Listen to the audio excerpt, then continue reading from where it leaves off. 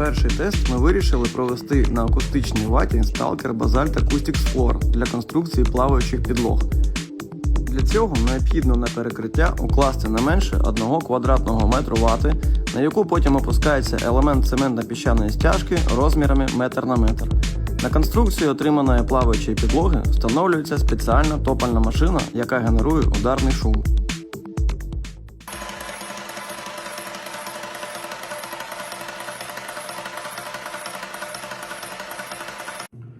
Мы сейчас находимся в лаборатории для испытания ударного шума.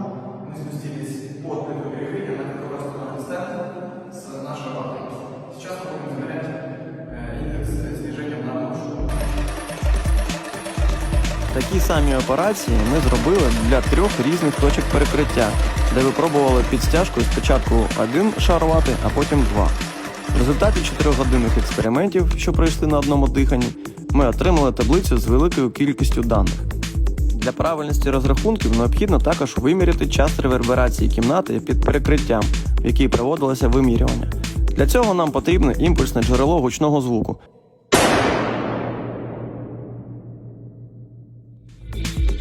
Для чого ми застосували стартовий пістолет Stalker. А який ще й пістолет допоможе правильно виміряти показники акустичної вати Stalker?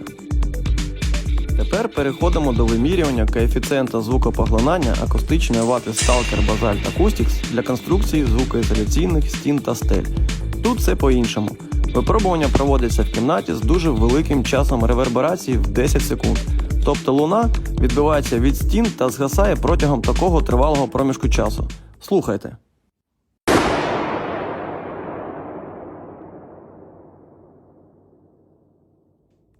Потім на підлогу укладається акустична вата для повторного тестування.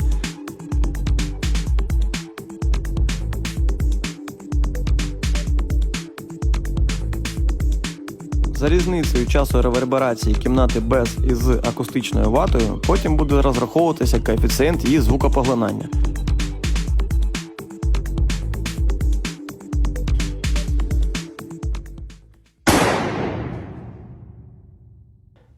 Такі вимірювання ми провели для товщини шару вати у 50 та 100 мм.